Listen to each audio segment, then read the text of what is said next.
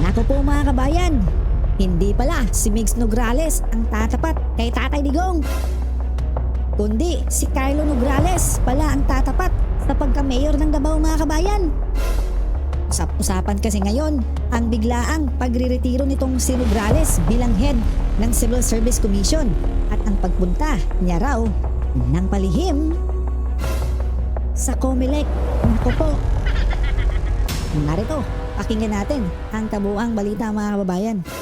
Nang nalaman nga ni Migs Nograles na tatakbo sa pagka-mayor itong si dating Pangulong Duterte sa Davao City ay umatras na ito. Abay Nako. tila natakot. Ayun naman pala, ang kanyang kapatid na si Karlo Nograles ang tatakbo at lalabanan ang dating Pangulong Duterte. Kaya pala ito nag-resign Kaya pala bilang nag-resign talaga, chairperson ng Civil Service Commission. Pero pwede pala yun? Ngayong araw ka rin mismo Pwede kay nag-resign. BBM mga Ngayong kabayan. araw din mismo ang effectivity ng iyong resignation. Kaya pala nag-file itong si Karlo Nograles ng kanyang Certificate of Candidacy ng palihim. Nako. Pero ang sabi niya, sinamahan lang daw niya ang kanyang kamag-anak na mag-file ng Certificate of Candidacy. Sinungaling agad, kaya tanungan ng Nako. mga netizens, bakit palihim na nag-file ng kanyang Certificate of Candidacy itong si Karlo Nograles? Bakit? Nahihiya ka ba, Karlo Nograles? May say naman dyan si ating Cruz Angeles. So the COMELEC created a rule saying that appointive officials are not deemed resigned from the moment they filed their certificate of candidacy and that they can continue holding office despite the evident fact of their candidacy. Tama. Attorney Romeo Macalintal questioned this rule before the Supreme Court and was granted a TRO. Thus, for now, all appointed officials who have filed their certificate of candidacy are deemed resigned. Could it be that Attorney Karlo Nograles mistakenly thought that the rule was still in effect and that he could file his certificate of candidacy and still remain in office? Or is it that he discreetly filed his certificate of candidacy without filing a resignation letter, knowing that he would be automatically resigned? Note that the resignation letter below is not stamped received, so we do not know when he actually filed his resignation. The Nograles conundrum. If Karlo Nograles runs against PRRD, can you imagine the kind of walang utang na loob candidate they're pitting against PRRD? Despite their father's rivalry against PRRD, the old man appointed Karlo Nograles in his cabinet. Because of PRRD, Karlo Nograles got into the national level as cabinet secretary. Walang utang na loob lang ang ex-secretary who will run against the man responsible for elevating him into the big league and who gave your family a second chance in politics. He was not only a cabinet secretary, he was a presidential spokesperson. He was also given a new title as chairman of the Interagency Task Force on Zero Hunger. So with all that, would you want a man who doesn't have honor as your mayor? A man who sold out for what? Him running against PRRD should be a huge red flag for all Davaoeños.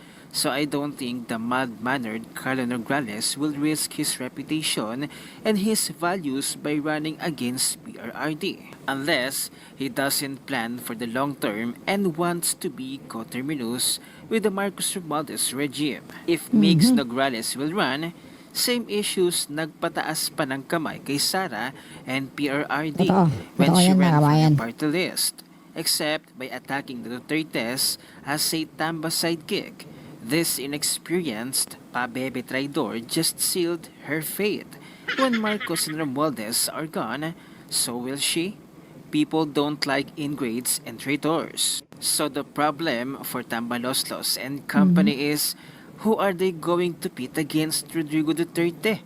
Who will willingly accept the reputation to be ruined? At dahil nga sa konfirmasyon na tatakbo sa pagka-mayor ang dating Pangulong Duterte, isa na lamang talagang pangarap para sa mga Nograles ang maging mayor ng Davao City. Narito ang comment at reaction ni Mr. Will Talker, panoorin natin.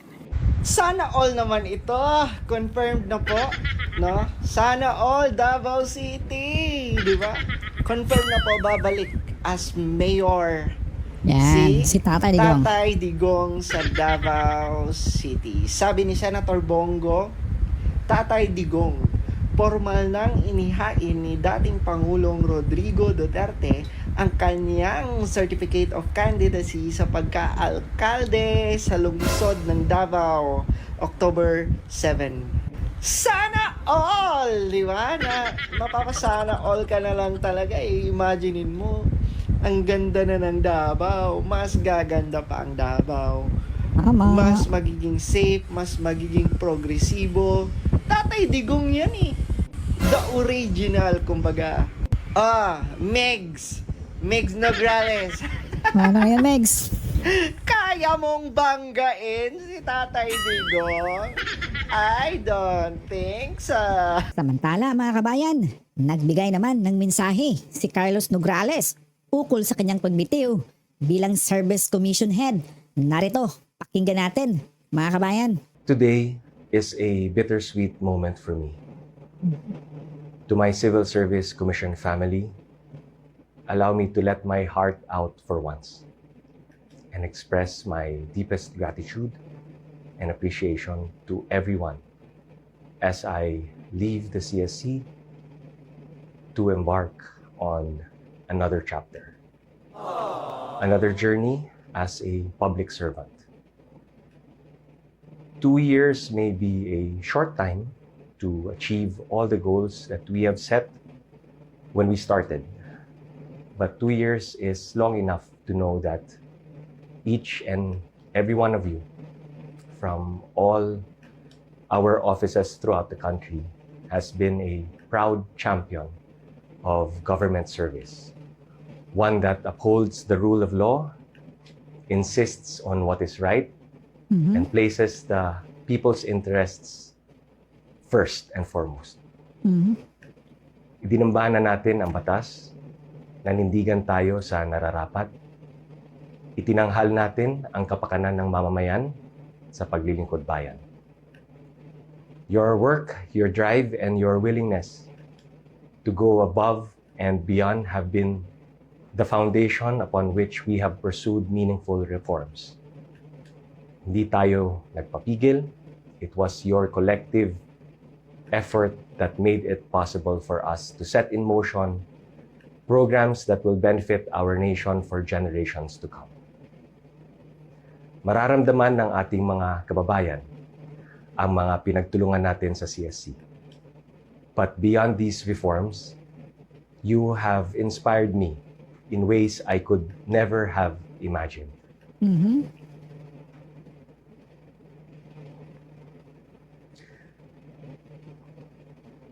Oops, huwag kang iiyak. In my brief but meaningful time with you have done more than just to support me in carrying out these programs. You have moved me with your commitment and dedication to public service. It is because of you that I now feel compelled to return to my roots in Davao City. You have shown me the true potential and power of a dynamic and driven bureaucracy. What can be achieved when good people come together, united in purpose and fueled by a shared vision for a better country. This has given me the courage to take on what many would say is a daunting challenge, to bring the lessons and inspiration I have drawn from you back home. Lagit-lagi hindi nawawala, ramdam sa puso ang hila ng bayang kinagisnan. Sa dami ng sabay nating nakamit para sa paglilingkod bayan, sa layo ng magkakatuwang nating narating, mano bang mapagbigyan? Mano bang hayaang makauwi?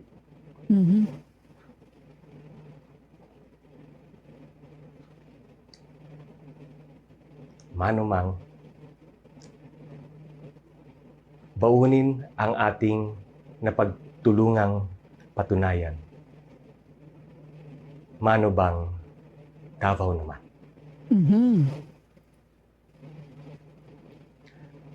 While I am stepping away from the CSC to pursue a different road in public service, I leave with great confidence in all of you. I believe that the Civil Service Commission, with its dedicated personnel and culture of excellence, will continue to steer our Philippine bureaucracy to new heights. Okay. So from the bottom of my heart,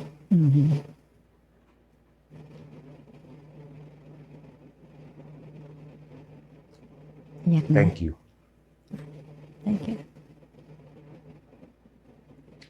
for your support, your inspiration, and most of all, for showing me what true public service looks and feels like. Okay. I will carry this experience with me always. I hope to make you proud as I pursue this new path. New path. Maraming salamat po sa aking pamilya, sa Civil Service Commission, and may God continue to bless us all. Daghang kayong salamat, CSC. Yung mensahe ni Karlo Nograles, mga babayan, sa kanyang pagbibitiw.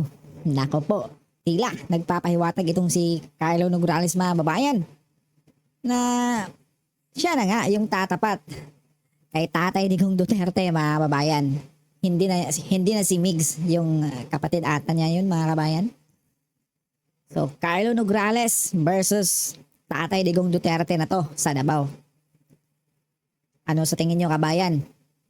Sino kaya ang mananaig sa dalawang ito? Si Tatay Digong kaya o itong si Karlo Nograles na babalik na raw po siya sa kanyang bayang sinilangan, mga kabayan?